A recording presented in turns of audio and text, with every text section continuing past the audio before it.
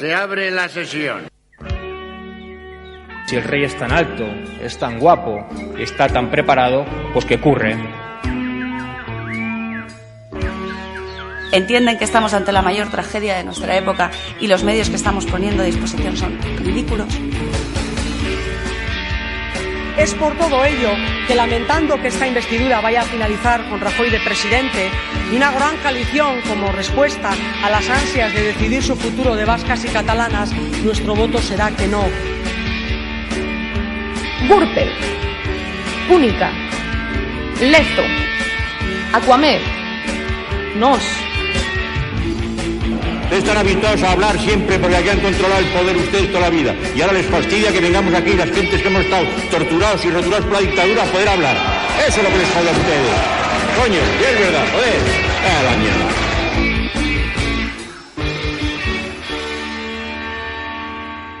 Tótem, Troya, Túnel de Sóller, Turismo Joven, Umbra, Uniformes, Z, Caso Parques Eólico, Cooperación.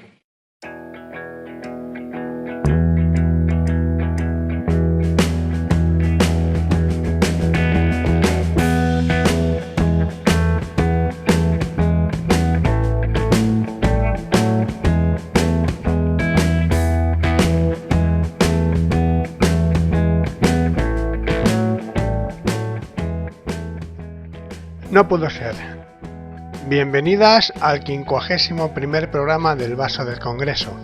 Forma extraña de empezar un programa diciendo no pudo ser, pero así fue. La ministra María Jesús Montero presentó los que deberían haber sido los presupuestos generales del Estado de este año, pero no fueron votados ni por el Partido Popular, ni por Ciudadanos, ni por los nacionalistas catalanes principalmente.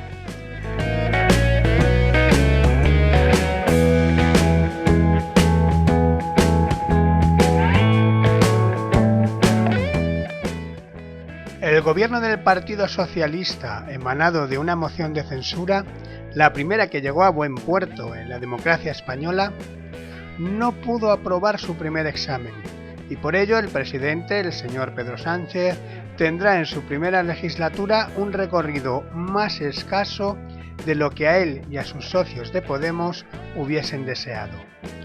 Tras no aprobarse los presupuestos presentados por la ministra de Hacienda, la señora María Jesús Montero, el señor Sánchez ha decidido llevarnos a las urnas para ver si consigue una segunda legislatura.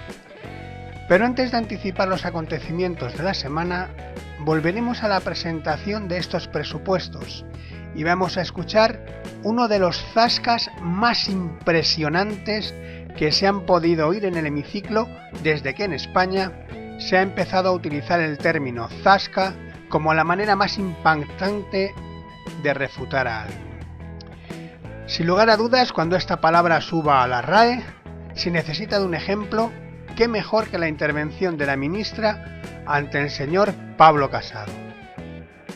Hemos creado 3 millones de empleos, que pudimos hacer unas reformas macroeconómicas sin ningún apoyo por su parte. ¿Cómo nos da lecciones usted, que ha arruinado Andalucía, que ha formado parte del gobierno más corrupto, más nefasto, con más paro, con más deuda de toda la historia democrática autonómica en España? O sea, la ministra que estaba ahí con los ERES, la ministra que está con las colas en educación, en sanidad, la ministra del 23% de paro viene aquí a dar lecciones a este grupo parlamentario que muy a su pesar ha salvado a España 2 veces de la crisis, que se estudia hasta en todo el mundo los 2 milagros económicos protagonizados por Aznar y por Rajoy, muy a pesar de lo que hace el Partido Socialista siempre.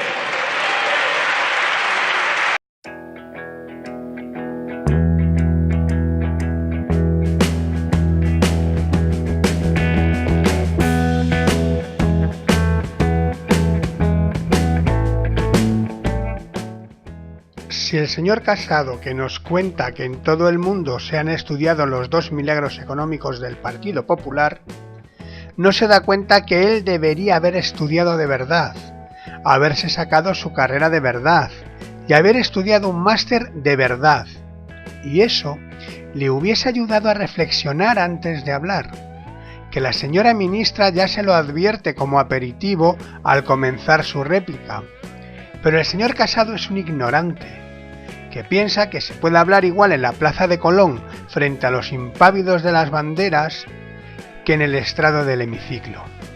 Este señor, que siempre ha actuado al contrario de lo que ha predicado, se tuvo que quedar como lo que es, un pobre pelele que sería mucho más feliz en las filas de la ultraderecha de Vox, donde poder desatar a gusto sus sandeces, dado que los votantes de Vox son todavía menos exigentes de los ya de por sí tolerantes a la estulticia de los votantes del PP. Muy posiblemente habréis escuchado el zasca, pero en el vaso vamos a deleitarnos de cómo la ministra poco a poco comienza a cocinarlo.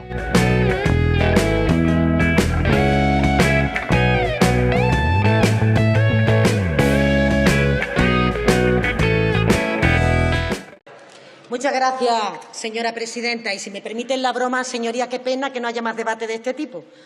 Porque el señor Casado solo hay que dejarlo hablar, subirse a la tribuna para que a uno le dé susto.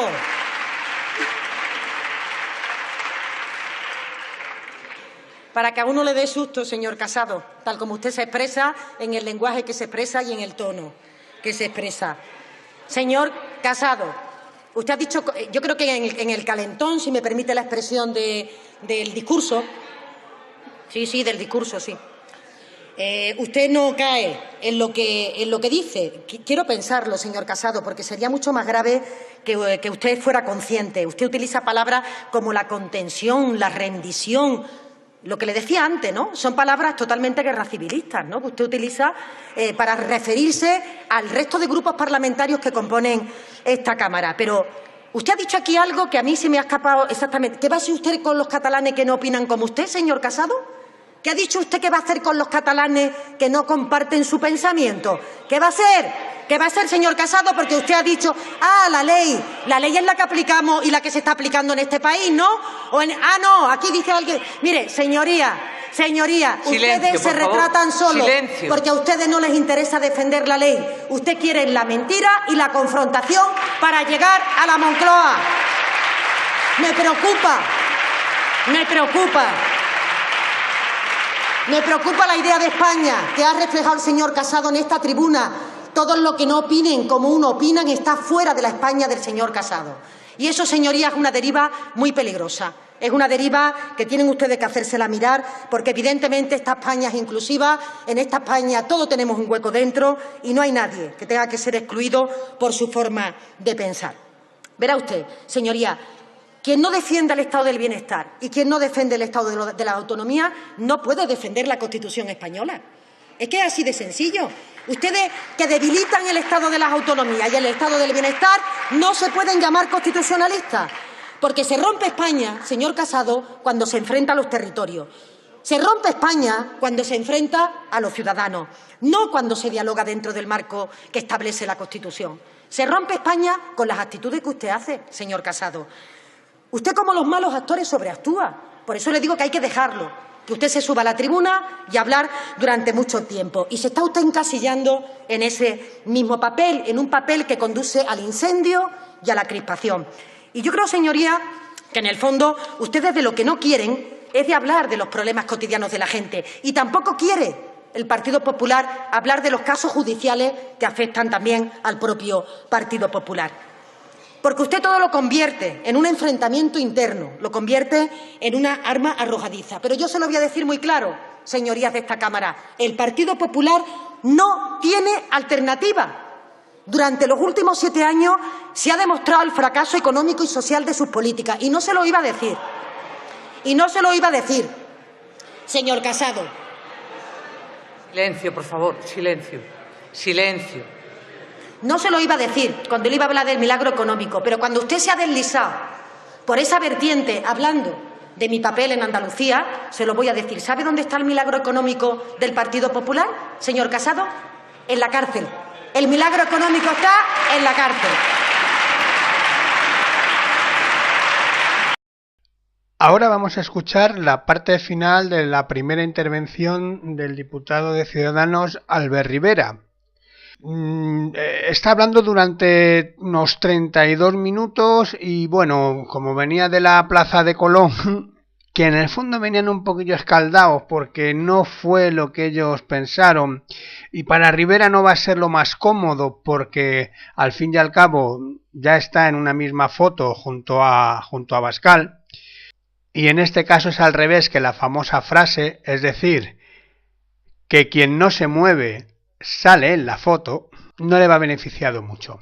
Pero él sigue con su mismo discurso, y claro, decirlo hasta el final, cuando 5 días antes o 4 días antes has estado con la ultraderecha española de mano a mano, aunque lo niegues, pues no te queda muy bien en el hemiciclo. Y vamos a escucharle. Son muy cansinos. Franco y el aborto, por Dios, ¿cuánto tiempo hace de Franco y la ley del aborto del 85? Que ya está superado, que España está en otra cosa, que estamos en Europa en el 2019, por Dios. Vamos a hablar de la educación, del mercado laboral, que es un desastre el que han dejado ustedes. Vamos a hablar de las reformas de la administración pública, pero es que ustedes, cada vez que les sale un problema, o hablan de Franco o hablan del aborto. Oiga, ¿y si hablamos del futuro de España? Yo estoy dispuesto a hablar del futuro de España y llegar a acuerdos por el futuro de España, pero no me lleven al siglo pasado. Oiga, muchos nacimos en democracia ya, con una constitución, y nos parece muy antiguo hablar de debates del siglo pasado. Yo sé que el bipartidismo es nostálgico del siglo XX, porque les iba mejor, pero a los españoles no les ha ido tan bien cuando ustedes han instalado tantos años. Así que yo propongo abrir una nueva etapa donde no se repartan los jueces, donde no volvamos al pasado, donde miremos al futuro y, sobre todo, donde no se caben trincheras ideológicas, que también son muy cansinos con la izquierda y la derecha. Qué antiguo ya la izquierda y la derecha, por favor. Y ustedes siguen intentando fingir que todos los españoles están con una etiqueta aquí colgada detrás. Usted es de izquierda, usted es de derecha. Pues nos tenemos que pelear. Oiga, pues no. Pues no. Todos los españoles no se catalogan en las etiquetas ni del siglo pasado ni, desde luego, de la Revolución Francesa. Hemos evolucionado. Y en el siglo XXI la única etiqueta es si estás con una sociedad abierta o con una sociedad cerrada. Si estás a favor del libre comercio o en contra del libre comercio. Si estás a favor de reformas en la administración pública o de blindar el sistema actual obsoleto. Si quieres un mercado laboral flexible o un mercado laboral obsoleto. Y ahora vamos a escuchar a la ministra, a la señora María Jesús Montero. He visto varias veces el vídeo y de verdad no creo que lo haga adrede. Yo creo que le sale del corazón. Para ella lo que vais a escuchar es así. Y además, tú hay que decirlo, le queda bastante bien cuando lo expone. Claro, es muy curioso que el señor Rivera rechace ese discurso derecha e izquierda, pero no te importa salir con el señor Abascal. Aunque te digo la verdad, hoy es domingo día 17, creo, de febrero, ¿sí? Y ya has dicho que tú no pactarías con el PSOE. Pero bueno, es que tu palabra no vale absolutamente nada. Entonces, claro, como eres facha, pero tienes que decir que eres liberal, pero porque eres un capitalista, pero es que tienes que nadar en el charco en el que te metan, porque eres un subproducto creado para frenar a una izquierda real, pues te embarras en ti mismo y te quedas en nada. Así que a la ministra le sucede lo que vamos a escuchar. Sí, muchas gracias, señora presidenta. Y usted venía a la tribuna a hablar de los presupuestos, ¿no, señor Casado? Claro. Así lo hemos visto, hablando de los presupuestos. Mire usted, señor Casado, usted quiere... Perdón, es que a veces... Perdón. Señor Rivera, perdón, traía el chi de la anterior intervención y a veces que tampoco se distingue mucho, te tengo que decir, de las que ustedes hacen, pero perdón, no he querido llamarle con ese apellido. Señor Rivera, ¿usted de verdad representa aquí la nueva política? O sea, el discurso que ha hecho usted aquí esta mañana, esta tarde, ¿piensa usted que es un discurso de nueva política? Sí, señor Casado, usted se ha quedado con lo peor de la vieja política, señor Rivera, perdón. Usted se ha quedado, señor Rivera, con lo peor de la vieja política. Silencio, por favor. Usted está viviendo a lomo de la crispación, a lomo de la confrontación, del enfrentamiento. Pero ¿sabe lo que es peor, señor Rivera? Que usted está permanentemente anunciando noticias falsas que nunca se cumplen. Y cuando no se cumplen, como ocurre hoy, cuando usted preconizaba que había unos pactos ocultos a partir de los cuales se habían hecho concesiones que llevaban a que los independentistas apoyaran este presupuesto, cuando eso no se cumple, ¿sabe lo que hacen ustedes? Una huida hacia adelante. Y ahora quieren hablar de los indultos, y ahora quieren hablar de las elecciones, y ahora quieren hablar de todo lo que no sea desenmascarar que ustedes hacen política desde la mentira. Esa es la verdad, señor Casado. La Moncloa, lo único que usted pone de manifiesto es una ansiedad por intentar que haya elecciones, a ver si de esta llega usted a la Moncloa. Eso es lo que siempre tiene usted dentro de su discurso, señor Casado. ¿Es la verdad?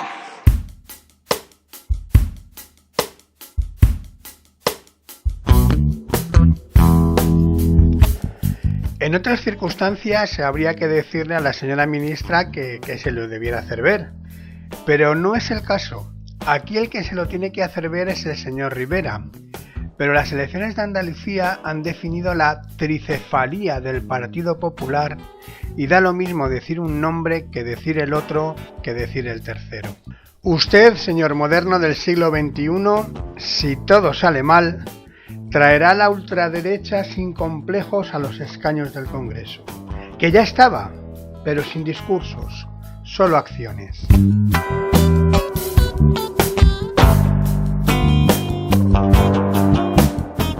Desde el vaso del Congreso siempre os pedimos por favor que escuchéis los medios de comunicación libres y entréis en el Congreso para ver trabajar a las personas que habéis votado. ¿Por qué digo esto? Porque aunque a veces en el programa podemos escuchar intervenciones enteras, otras veces no, como es en este caso. Si hubieseis escuchado a Casado y a Rivera, pensaríais que España se hunde por culpa de Cataluña y la izquierda. Y es legítimo decirlo si así lo piensas y así lo ves. Sin embargo, utilizan un discurso de odio. Por eso, cuando escuchamos al señor Tardá, podemos distinguir claramente no las intenciones que ya están claras por todas las partes, sino las maneras. Y nos damos cuenta de una forma objetiva quién tiene la antorcha y la gasolina, y quién tiene la palabra. Siempre lo he dicho. Bueno, es que además creo que Tardá junto con Yolanda Díaz son las señorías que más aparecen en el programa. Y de nuevo vamos a escucharle en lo que parece más una intervención en una sesión de las que ya empiezan a ser antiguas Estado de la Nación que en la presentación de unos presupuestos.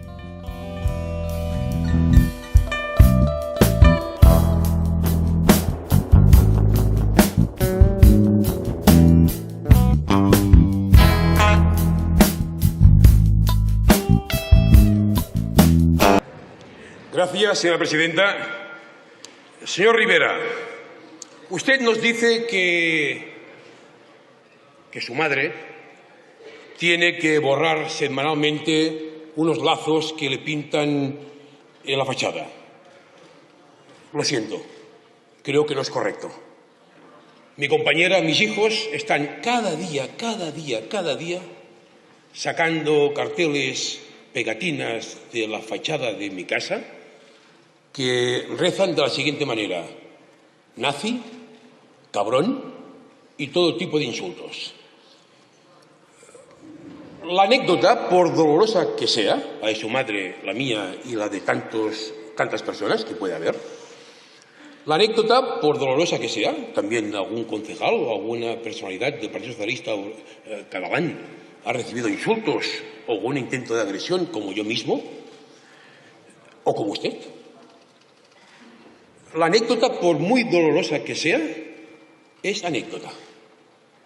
La categoría es otra. La categoría es que Cataluña es un pueblo pacífico, indefenso, cívico, democrático, conformado por una amplia mayoría de ciudadanos que son constitucionalistas y que no son favorables a la independencia, y por una amplia mayoría también que sí lo son, que sí lo son. Y esta es la realidad del año 2019. De hecho, las últimas elecciones, el independentismo alcanzó un 48%, no alcanzó el 50%, es verdad. Los partidos constitucionalistas un 42%, los partidos constitucionalistas un 42%, es decir, 6 puntos menos que no los partidos independentistas. Y es cierto, hay un 11%, casi un 11% de ciudadanos catalanes que no se declaran constitucionalistas, pero que de alguna manera entienden que la Constitución española debería dar cabida a un referéndum. Son los compañeros en Comú Podem, los compañeros de Esquerra Unida y Alternativa, de Iniciativa per Catalunya Verds, etcétera, etcétera. Es decir, aquellos que están a favor de un proceso de derecho a decidir ejercido quizás desde un marco español distinto, posiblemente la República, la Tercera República Española. Es decir, basta de decir que no hay mayoría social. Bien, 48, 42 y luego un 10 o un 11%, que son los compañeros que no son independentistas, pero que quieren ejercer el derecho a la autodeterminación. Los compañeros, digo, de Podemos, En Comú Podem y Iniciativa per Catalunya Verds.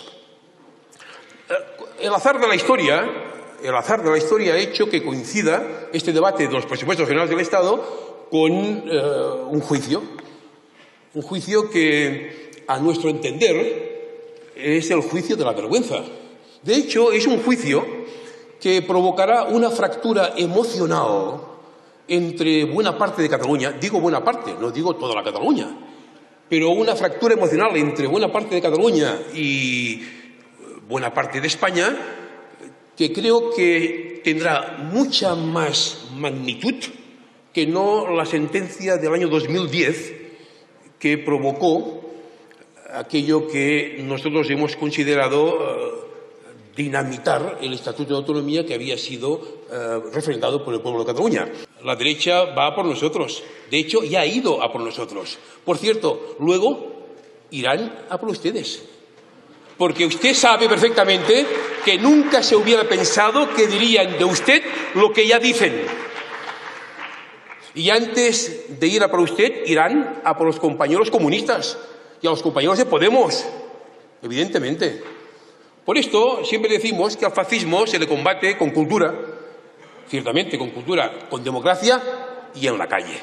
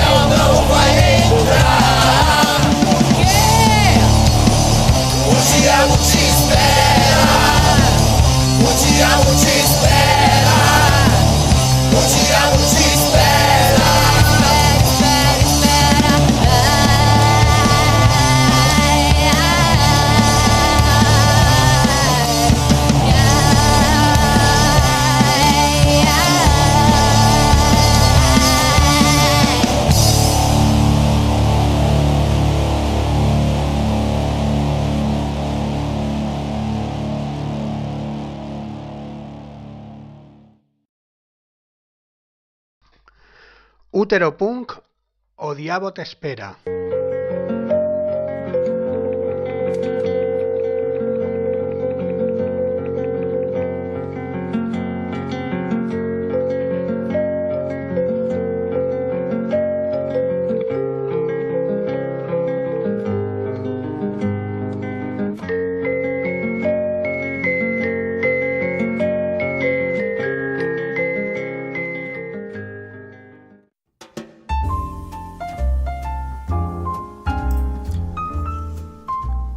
Muy buena, José Eugenio.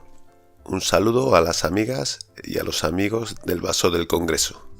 Lo primero, disculparme por no haber podido acudir a la cita del 50º programa, el anterior.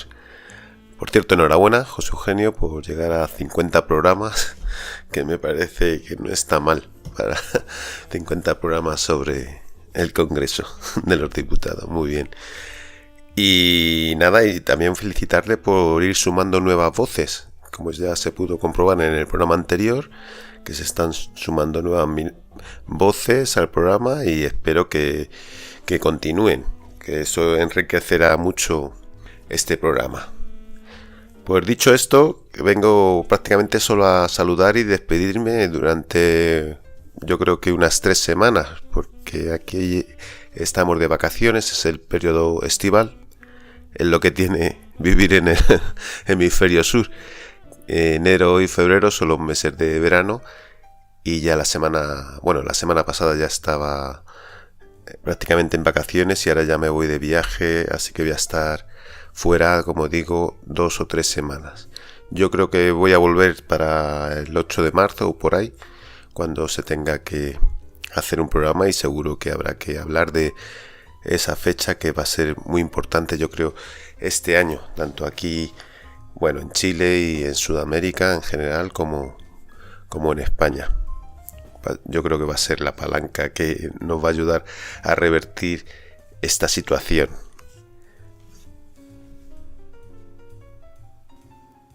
El otro día recordaba aquellos tiempos en que cuando uno se iba de vacaciones, generalmente, bueno, en mi caso era tradicional irnos un mes a un departamento en la playa, toda la familia. Tenía una sensación cuando se acercaba el término, al volver a casa, tenía una sensación agradable y de ansiosa para ver qué cambios se habían producido, ¿no?, en tu localidad donde vivías habitualmente. Porque en ese tiempo, cuando eres pequeño, en un mes te parecía un mundo y tenías la esperanza de que y la ansiedad, ¿no?, la expectativa de que algunas cosas hubieran cambiado. Bueno, pues era la sensación que yo tengo ahora mismo de que cuando vuelva de vacaciones hayan cambiado un poco las cosas dentro del panorama político en España y por qué no aquí también en Chile. Espero que cuando vuelva los partidos políticos no apelen a las emociones o a los instintos básicos, sino que muestren sus propuestas de cómo gestionar esto de lo común, la fiscalidad, las normas laborales, cómo distribuir la riqueza entre todos, cómo generar mejores servicios, cómo administrarlos y no apelar a otras cosas abstractas como la bandera o la unidad de un país que no sabemos muy bien qué es lo que representa. Así que con esta esperanza infantil me voy a despedir y en marzo estaremos otra vez por aquí. Así que un abrazo a todas y a todos y nos vemos. Salud.